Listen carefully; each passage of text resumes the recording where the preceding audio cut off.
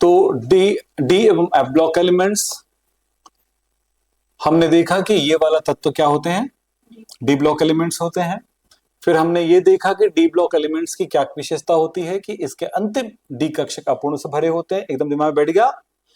फिर क्या बताया था मैंने अभी, इसका अंतिम कोश का इलेक्ट्रॉनिक विन्यास दो तरह से लिखा जा सकता है। आप अपनी बुक देख लीजिएगा एक बार, क्योंकि एग्जाम में जाने से पहले वही देखिए, वही चेक होगा आपका। तो एनएस देखो, ये भी सही है, ये भी सही है, क्योंकि यहां पर बताया गया जहां पर कुछ अपवाद होते हैं उनको भी लेकर के इस इलेक्ट्रॉनिक विन्यास को लिखा गया है। फिर ये आते हैं वर्ग 3 से 12 तक, आवर्त में आते हैं 4 से 4, 5, 6, 7, और प्रत्येक श्रेणी में 10 तत्व होते हैं। संक्रमण तत्व किसे कहते हैं? वे तत्व जिनके अंतिम डी कक्षक अपूर्ण से भरे होते हैं संक्रमण तत्व कहलाते हैं। यही पढ़ाया मैंने अभी, बोलो। ये 4 श्रेणी में बांटा गया है। पहला प्रथम संक्रमण श्रेणी तत्व कहेंगे, या कहेंगे चतुर्थ आवर्त संक्रमण श्रेणी, या 3D संक्रमण श्रेणी कहेंगे। हम जानते हैं ये सारे तत्व आते हैं जिसमें scandium, titanium, vanadium, chromium, manganese, iron, cobalt, निकल, कॉपर, जिंक। परमाणु क्रमांक 21 से लेकर के 30 तक के तत्व आते हैं। अब यहां पर दूसरी बात हो गई कि द्वितीय संक्रमण श्रेणी तत्व के बारे में बात करते हैं।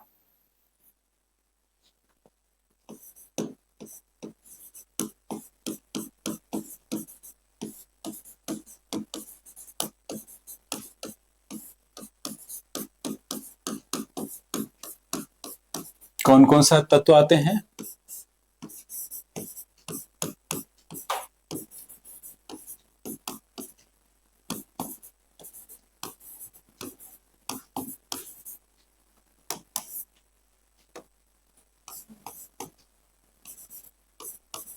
यस, परमाणु क्रमांक कितना होगा इसका?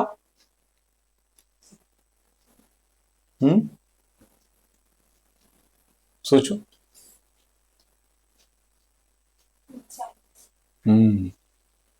39, 40 से लेकर के 47, 48 तक। यस, होगा। फिर कौन आएगा? तृतीय संक्रमण श्रेणी तत्व। यस, इसमें कौन कौन से हैं?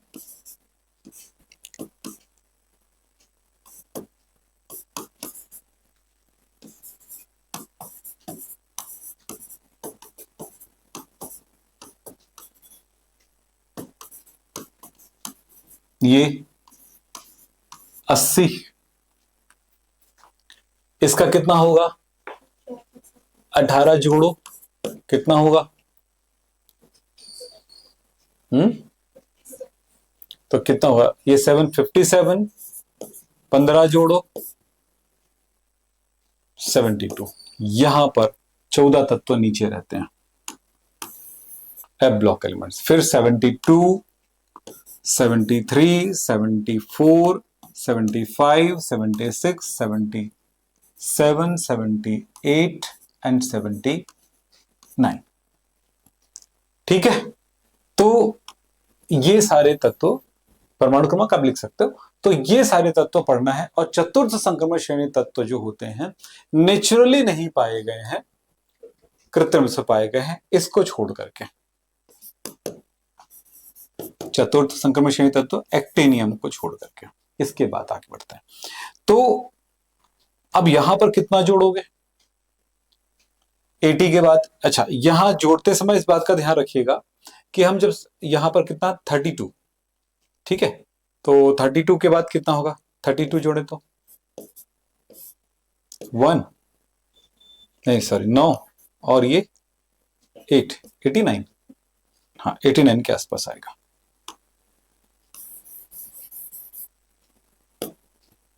ये 89 के आसपास आएगा। नंबर थोड़ी याद रहेगा सब कुछ का, लेकिन उसके सिस्टम याद रहने चाहिए। इसके बाद फिर संक्रमण तत्व एफ ब्लॉक एलिमेंट चालू हो जाएगा, जिसको इनर ट्रांजिशन एलिमेंट कहा जाता है। तो इतनी बातें हमने देखा। अब सबसे महत्वपूर्ण बात क्या होने वाली है उस पर ध्यान देते हैं। वो है कि इस चैप्टर में संक्रमण तत्वों के गुण आपको याद रहना चाहिए। चलो बताते जाना।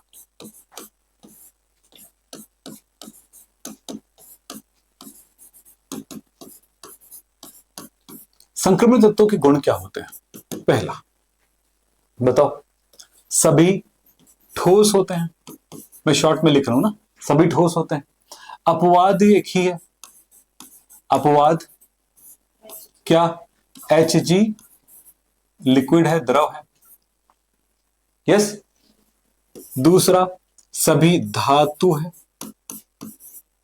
कोई भी अधातु नहीं है इस वर्ग में, बताते जाओ। तीसरा, बोलो बोलो, ये मिश्र धातु बना सकते हैं,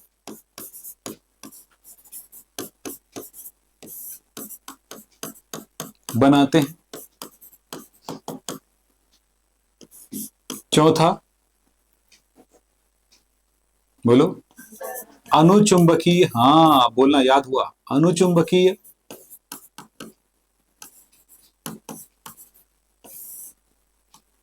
आयन बनाते हैं, या यूं लिख सकते हैं, इनके आयन अनुचुंबकीय होते हैं। बढ़िया सा तरीके से लिखिए आप।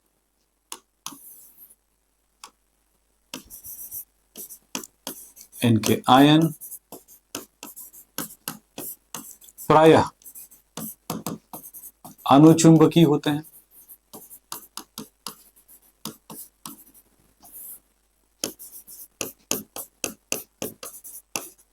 और क्या,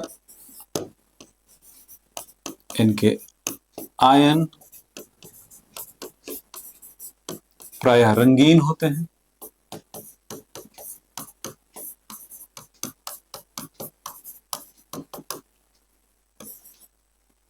परिवर्ती संयोजकता प्रदर्शित करती है।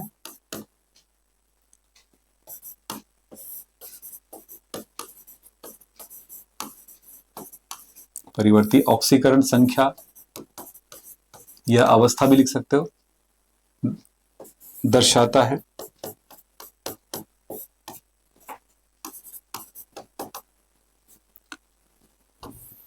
सारे गुणों संबंधित क्वेश्चंस आएंगे।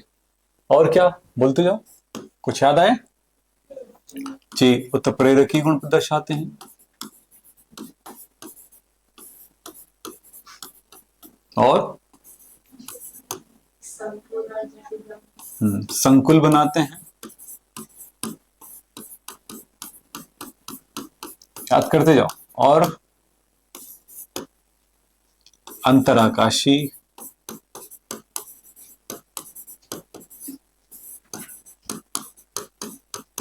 यौगिक बनाते हैं। और कुछ याद आया,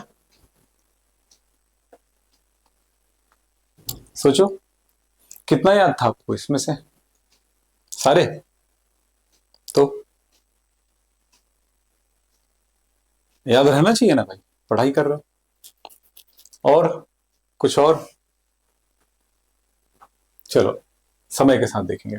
तो इनसे रिलेटेड क्वेश्चंस आएगा, कारण सहित लिखो, इनके कारण भी बताना है। प्रश्न ऐसे आता है कि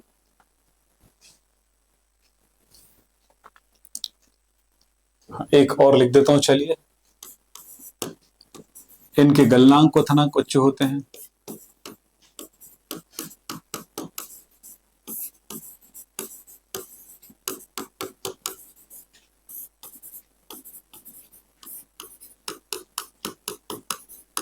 अब इसमें जो सबसे सामान्य रूप से क्वेश्चन जो आते हैं वो क्या है, मैं आपको एक बार बताना चाहूंगा। सबसे ज्यादा क्वेश्चंस कारण बताओ में आते हैं। मिश्र धातु बनाते हैं क्यों, अनुचुंबकीय गुण प्रदर्शित करते हैं क्यों, उदाहरण से समझाना है। रंगीन आयन क्यों देते हैं, परिवर्ती संयोजकता क्यों दर्शाती है, संकुल क्यों बनाता है, उत्प्रेरकी गुण प्रदर्शित करता है, अंतराकाशीय यौगिक क्यों बनाते हैं। इतने पे अक्सर प्रश्न रहेंगे आपके पास। इन सबको करने के लिए आपको सबसे पहले शुरुआत करनी चाहिए कि आप संक्रमण तत्वों के इलेक्ट्रॉनिक विन्यास पे थोड़ा मेहनत करिए, थोड़ी प्रैक्टिस करिए इलेक्ट्रॉनिक विन्यास पर।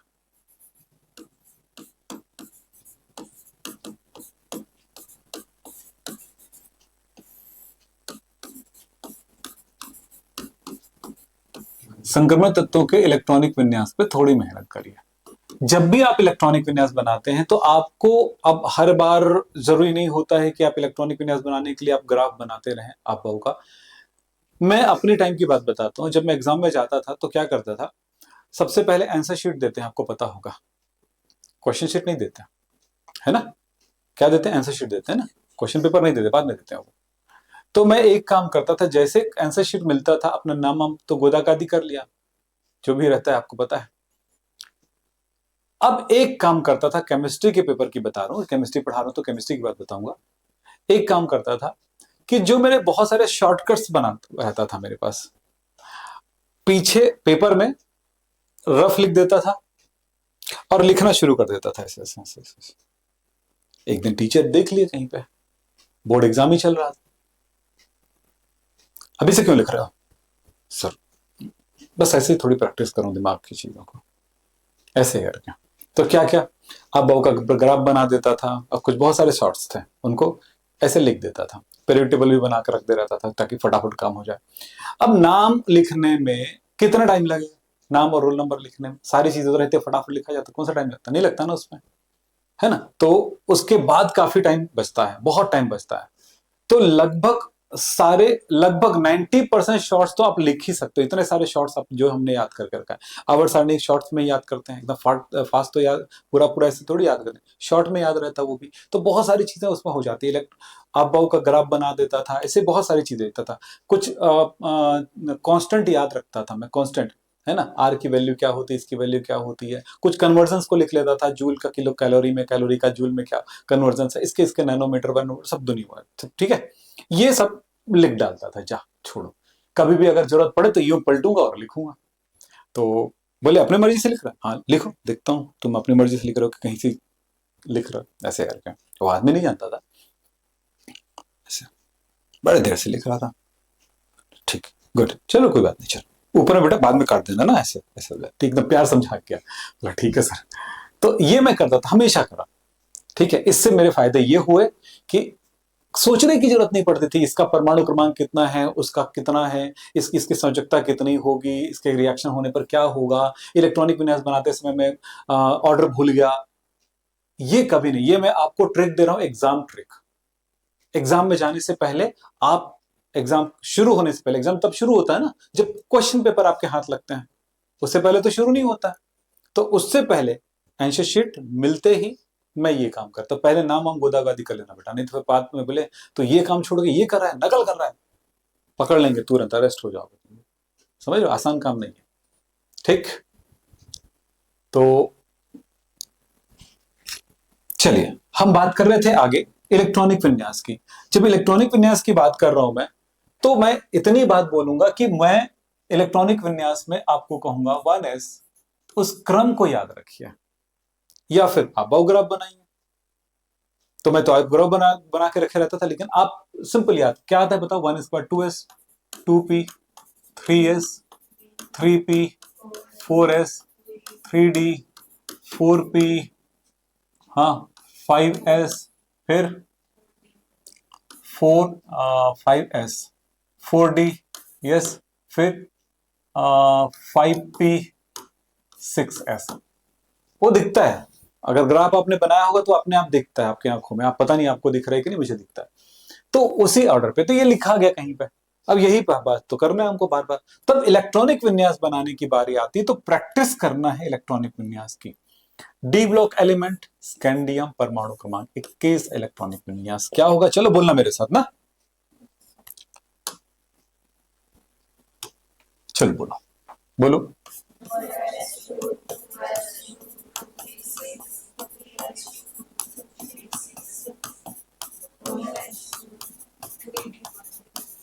थ्री डी बात, संयोजी कोश में एस पर 2 इलेक्ट्रॉन और उपांतिम कोश डी पर 1 electron.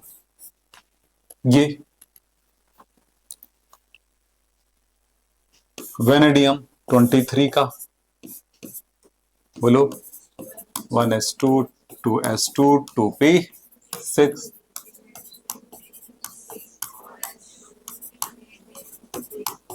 3p3, very good. 2 electron, 3 electron, 1 2 3, ठीक है। क्रोमियम परमाणु क्रमांक 24, बोलो।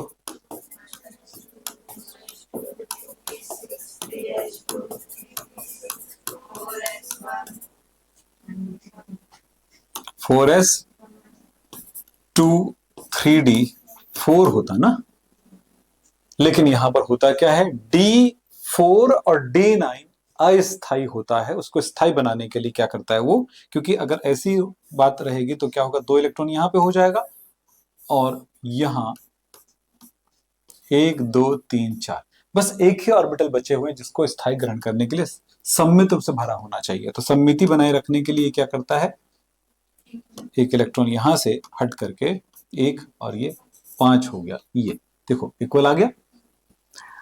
तो ये प्रश्न, अब इसी तरह से एक अपवाद आपको यहां पर मिलने वाला है कॉपर में,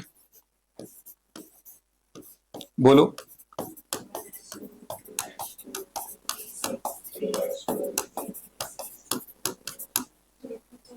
four S one three D 10। अब यहीं पर एक सवाल आता है कि ये वाला इलेक्ट्रॉनिक विन्यास का कॉपर का क्यों होता है, वो S2 3D4 क्यों नहीं होता है। तो इसके जवाब में यही लिखा जाएगा, प्रश्न किस तरह से रहेंगे, प्रश्न क्रोमियम के संयोजी कोश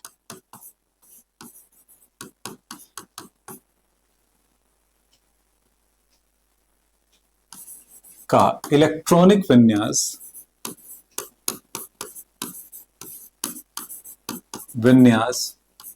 4s2 3d4 ना होकर 4s1 3d5 क्यों होता है।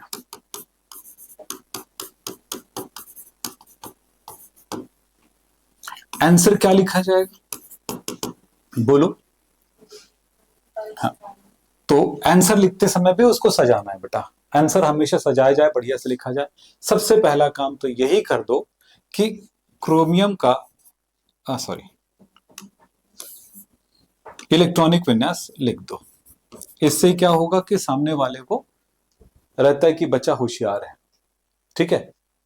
तो 1s2, कोई टाइम तो लगना नहीं है ना, 1s2 2s2 2p6, 3s2 3p6, 4s1 3d5, orbital भी दर्शा दो।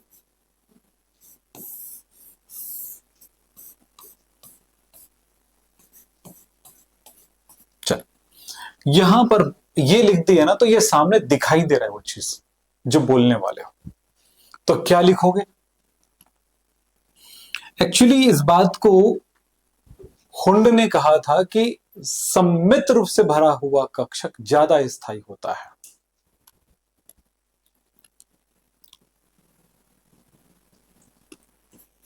अब ये लिखना चाहो नहीं लिखना चाहो तुम्हारी मर्जी। हुंड के अनुसार सममित रूप से भरा हुआ कक्षक अधिक स्थायी होता है। मैं एकदम बड़ा नहीं करूंगा आंसर ना, होता है। अतः बैक लेता हूं, अगला एक पेज। अतः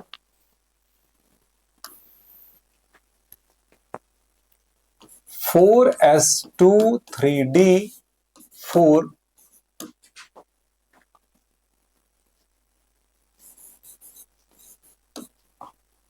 की तुलना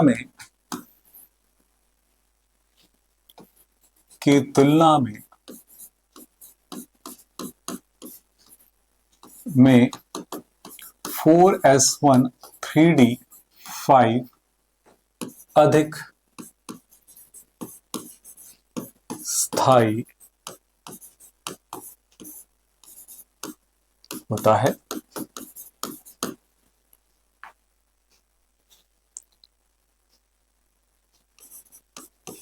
जिसके कारण CR के संयोजी कोशिका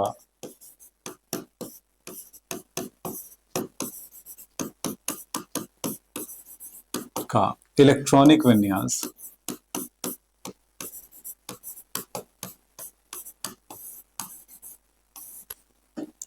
विन्यास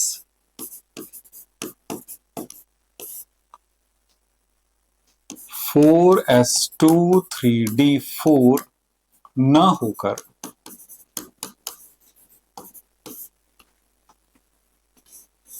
4s1 3d5 होता है।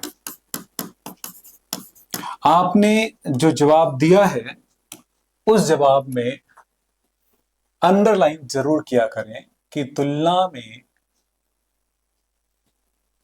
अधिक स्थायी होता। यही शब्द को लेने के लिए हमने इतना सजाया था, समझ रहे हो? जो मेन पॉइंट होता है आंसर का, आप लोगों के आंसर शीट में अब टेस्ट में अंडरलाइन दिखनी चाहिए, चाहे कोई भी चैप्टर का हो। आज एक नई चीज सीख रहे हो कि आप असल में क्या बताना चाहते हो, यानी सामने वाला पूरा पढ़े कि वही पढ़े जो आप दिखाना चाहते हो। अगर आप वो दिखाओगे जो असल है इसका आंसर, तो फिर ऐसा पूरा का पूरा तो पूरी सजावट है ये, सही है ना? भले आप सिनेमा हॉल जाते हो तो दुनिया भर का तामझाम रहेगा, बहुत सुंदर सा लिपापोती सब हुआ है, लेकिन थिएटर का पर्दा फट गया है। अब बताओ क्या हालत होगी आपकी? हाँ, एसी आपको मजा नहीं देगा, अच्छा चेयर भी मजा नहीं देगा, अच्छे अच्छे लोग बात कर रहे हैं वो मजा नहीं देगा, अच्छा टाइल्स मजा नहीं देगा, नहीं देगा ना? तो क्या देगा? वो रहना चाहिए, सही है ना? नहीं तो जमीन में बैठ के लेट के भी पढ़ देख लेंगे पिक्चर, सही है ना? तो सबसे पहली बात है कि उस चीज को हाईलाइट करो जो आप असल में दिखाना चाहते हो, बाकी चीजें सेकेंडरी। लेकिन होना सब चाहिए, ये अलग बात है। तो होना सब चाहिए, होना सब चाहिए, लेकिन पर्दा भी दिखाना होगा हमें, समझ में आ रही बातें? तो ये होता है आंसर। तो हमने ये देखा, तो इस तरह के इलेक्ट्रॉनिक विन्यास की बात आई। अब आता है आयनों का इलेक्ट्रॉनिक विन्यास।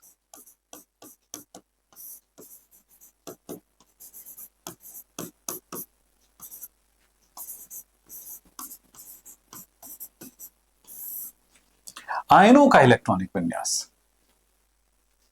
प्रश्न है कि भाई Cu प्लस का इलेक्ट्रॉनिक विन्यास, Cu2 प्लस का इलेक्ट्रॉनिक विन्यास, Fe3 प्लस का इलेक्ट्रॉनिक विन्यास, Fe2 प्लस का इलेक्ट्रॉनिक विन्यास, Cr प्लस का इलेक्ट्रॉनिक विन्यास, Cr2 प्लस का इलेक्ट्रॉनिक विन्यास, Cr3 प्लस का इलेक्ट्रॉनिक विन्यास, Mn2 प्लस का हो सकता है, Mn3 प्लस का हो सकता है, Mn4 प्लस का हो सकता है। तो किसी भी चीज का इलेक्ट्रॉनिक विन्यास आपको आयनों में बताना पड़ सकता है, Mn+7 का हो सकता है। तो इलेक्ट्रॉनिक विन्यास आयनों का आपको पता होना चाहिए, निकालने आना चाहिए। कहीं पर कोई कंफ्यूजन हो बता, मैं बताता हूं, अभी तो बताऊंगा ही आपको। चलो, निकाल सकते हो तो निकालो, एक बार देखो बना के। क्लास समझ में आ रहा है? नहीं आ रहा है? हाँ कि ना? आया ना?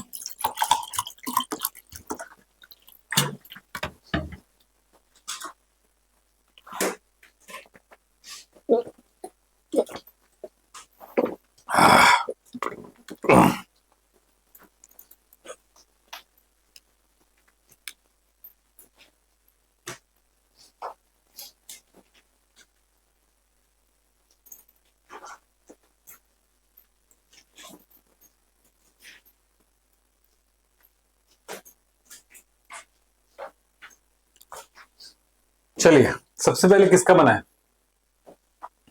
बोलो? Cu प्लस का बनाओ। एक बार देखना चाहता हूं आप क्या बनाते हैं, फिर आगे बढ़ते हैं। अब तैयार करने में इतना टाइम क्यों लगाते हैं? काम फटाफट करिए।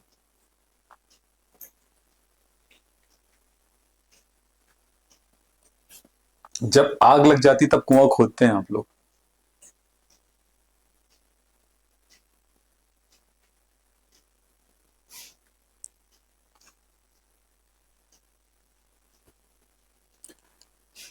Binni Prajapati, Radhe Radhe sir. Anshika Dubey, good morning sir.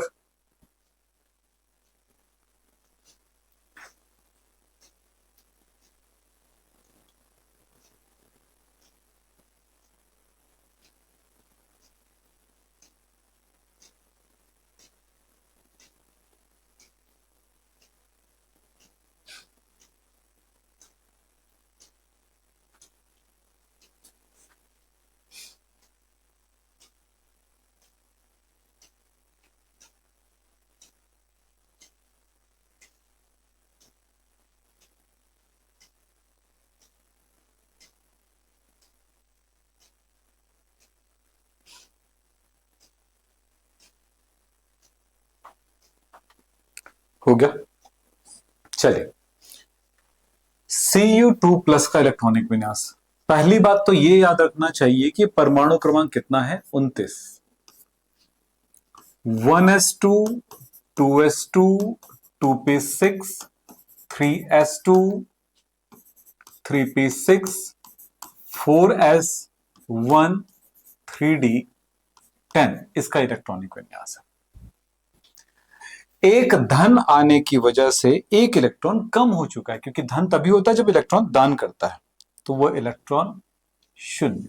असल में इलेक्ट्रॉन कहां से निकलेगा, बाहरी कोश से निकलेगा। बाहरी कोश कौन है, 4, क्योंकि अंत पहले पहला ऊर्जा स्तर आएगा, फिर दूसरा ऊर्जा स्तर आएगा, फिर तीसरा आएगा, ये तीसरा है, फिर ये चौथा आएगा, तो ये तो सबसे बाहर का है ना, तो इलेक्ट्रॉन 4s से पहले निकलेगा, फिर उसके बाद 3d से निकलेगा। तो आप देख रहे हैं कि ये इलेक्ट्रॉनिक विन्यास है। फिर हम इसके ऑर्बिटल को ओपन करके देखते हैं, s पे एक भी इलेक्ट्रॉन नहीं है, जबकि d पे हम देखें कितना है, 10। बोलो, 1 2 3 4 5 6 7 8 9 10 है, 10 इलेक्ट्रॉन। अब यहां पर यह पता चलता है इसमें अयुग्मित इलेक्ट्रॉनों की संख्या कितनी है।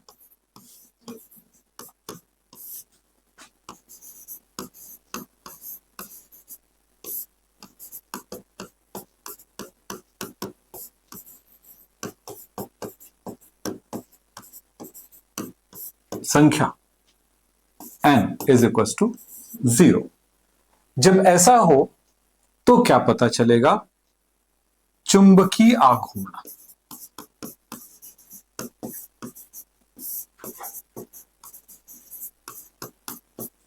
चुंबकीय आघूर्ण कितना आएगा, जिसको म्यू से दर्शाते हैं।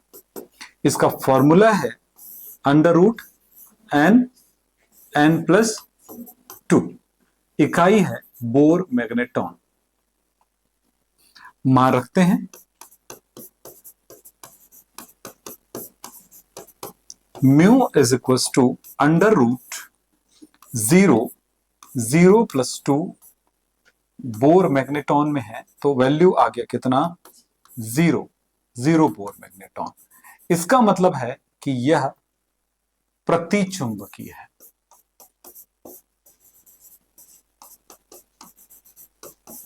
चुंबकीय गुण कैसा हुआ, प्रतिचुंबकीय है।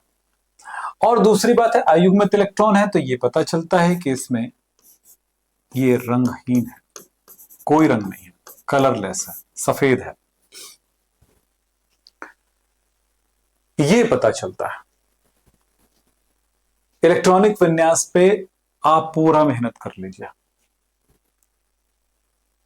चलते हैं, आगे बढ़ते हैं। तो ये समझ में आई बातें। तो ये कैसा है, रंगहीन है। अब यहीं पर प्रश्न कुछ इस तरह भी हो सकता है। चलिए Cu2+ का बताइए जल्दी से, फिर आगे बढ़ते हैं। पूरी बातें जैसे जो जानकारी मैंने यहां पे दिया ना, वही जानकारी। ये समझ में आया? कोई बात अगर भूल गया हो तो याद कर लो, और कितनी बातों को लिखना है। तो किन गुणों को बताया हमने, पहला गुण हमने बताया इसके आधार पे, दूसरा हमने चुंबकीय गुण निकाला, तीसरा हमने चुंबकीय प्रतिचुंबकीय बताया।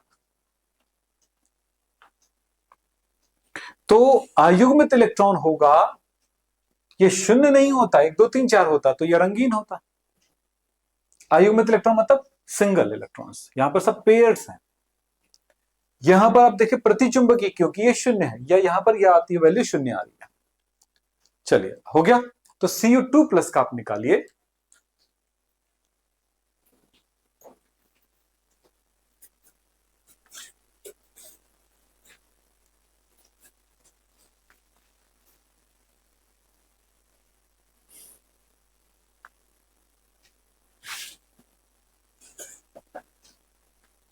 अंशिका, ओके बेटा, ठीक है, आगे बनाओ। Cu2+ का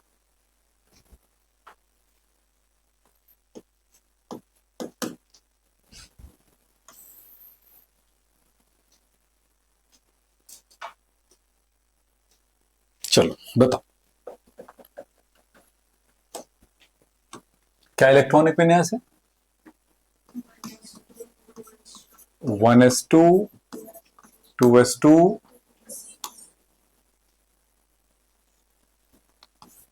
2p6 3s2 3p6 4s0 3d9।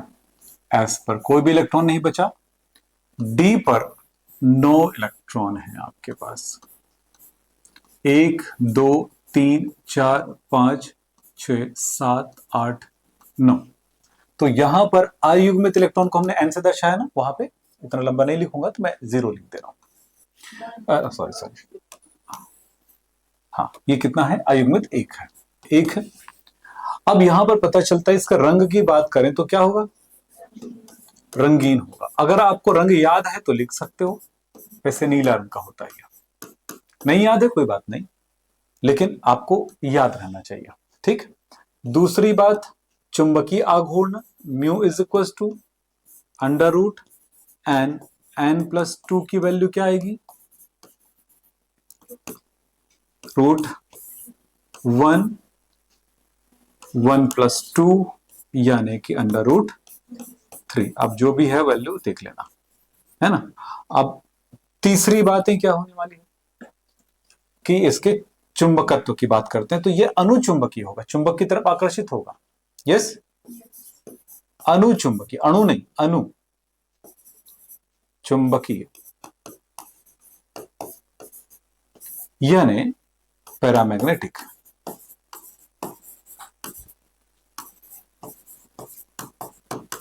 Yes, English में इसको बोलते हैं डायमैग्नेटिक।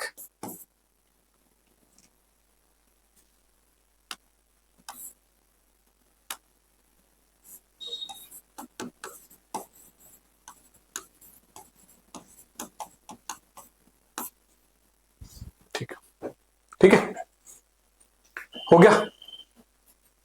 चलिए, अब हमारा सवाल ये होगा, एक प्रश्न मैं आपसे पूछता हूं, प्रश्न है FeCl2 तथा FeCl3 में अधिक अनुचुंबकीय, या चुंबकीय भी लिख सकते थे वो लोग, मैं अपनी तरफ से लिख रहा, अनुचुंबकीय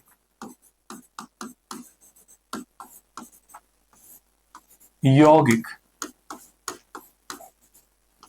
कौन सा है? चलो जवाब दो, कोशिश करो, जवाब मिल जाएगा। आंसर आप लोग अपने से जवाब दो, चलो देखते हैं क्या जवाब देते हैं।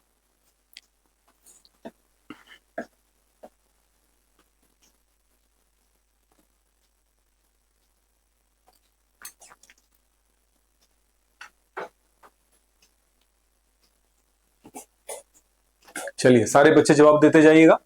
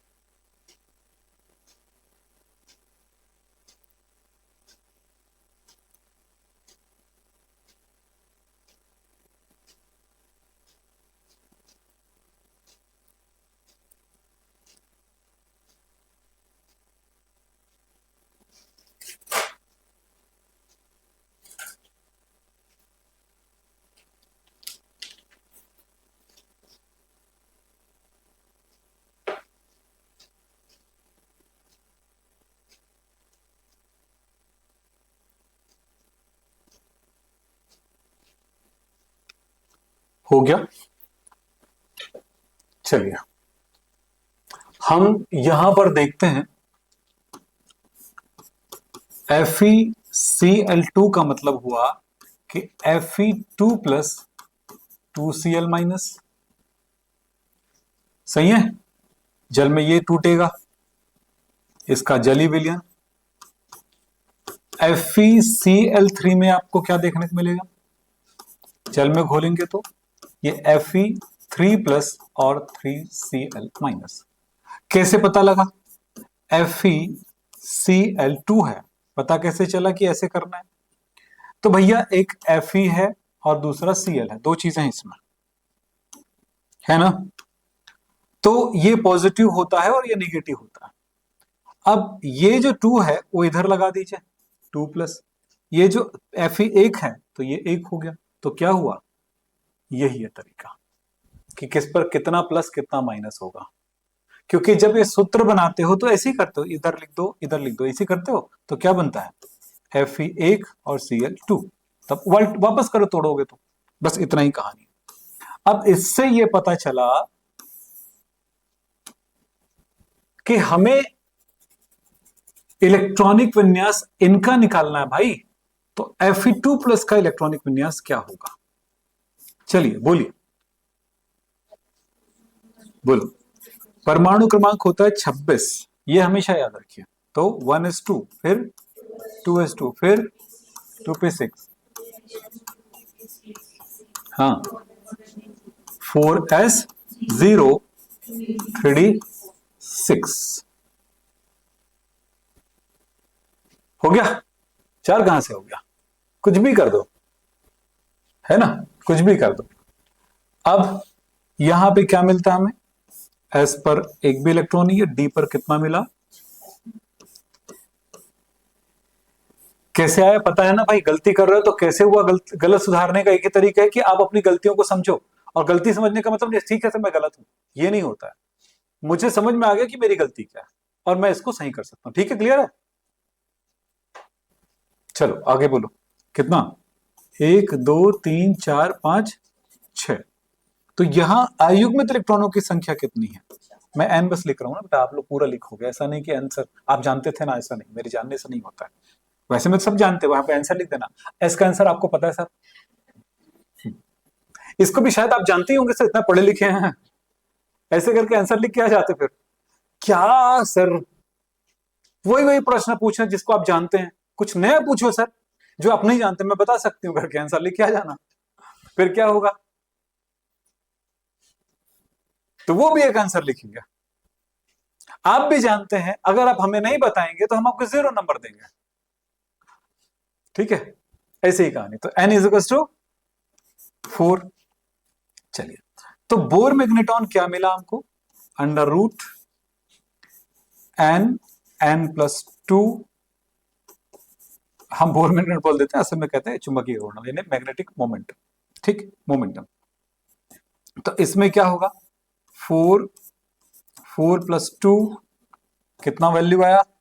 4 बाहर है और ये 6 चौक 24, ये इसकी वैल्यू इतनी आई। एकदम हम पूरी कैलकुलेशन के बाद साथ बात करेंगे। हाँ, ये अलग बात है कि इसकी तुलना में उसमें अधिक इलेक्ट्रॉन है, अयुग्मित इलेक्ट्रॉन है, तो वो ज्यादा अनुचुंबकीय हो गए, जवाब मिल गया। लेकिन एक और परफेक्शन दे देते हैं। ठीक है, अगला दूसरा Fe3 प्लस के लिए क्या लिखेंगे?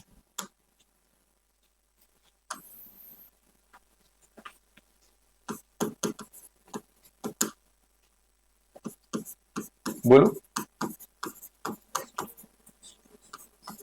2p, हाँ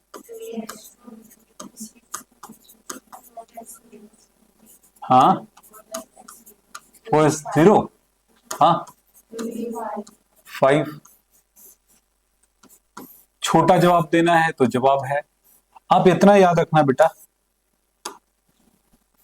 जवाब छोटा या बड़ा नहीं होता, जवाब होता है परफेक्ट। बन गया? अब बताओ क्या मिला आपको? n is equal to 5, mu is equal to under root 5, 5 plus 2 कितना हो गया? 7 पंचे 35। अब बताओ किसकी वैल्यू ज्यादा है, उसका कम है, इसका ज्यादा है। तो चुंबकीय आघूर्ण जिसका ज्यादा है वही अधिक अनुचुंबकीय है। तो क्या लिखोगे, अर्थात Fe2+ से Fe3+ का चुंबकीय आघूर्ण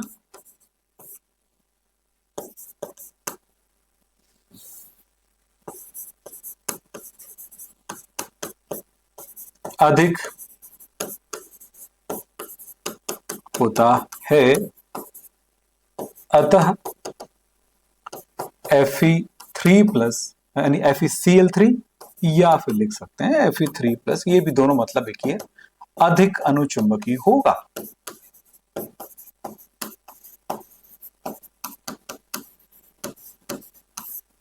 अब होता है किस तरह से होगा, अब ये होता है कि किस तरह से हमें आंसर लिखना होगा। कितने मार्क्स का है, 1 का है, 2 का है, 3 का है कि 4 का है, एक ही प्रश्न। नॉर्मली ये क्वेश्चन आएगा 2 मार्क्स में, कभी 1 मार्क्स में आ जाएगा। 3 या 2 में आए तो ऐसा एक्सप्लेन करिए। अगर 1 मार्क्स में आए तो एक्सप्लेनेशन यहीं पर खत्म होने वाला है।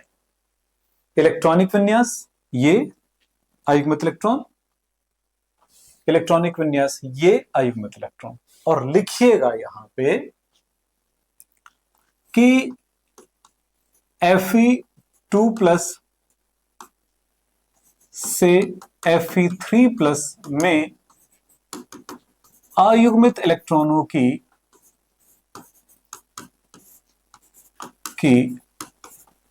संख्या अधिक होने के कारण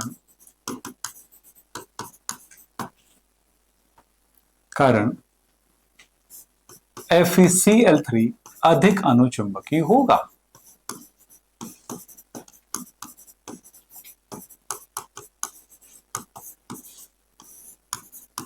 अब मेरी बात समझ में आ रहा होगा कि हमें आंसर लिखते समय हमें स्ट्रेटजी बनाने पड़ते हैं।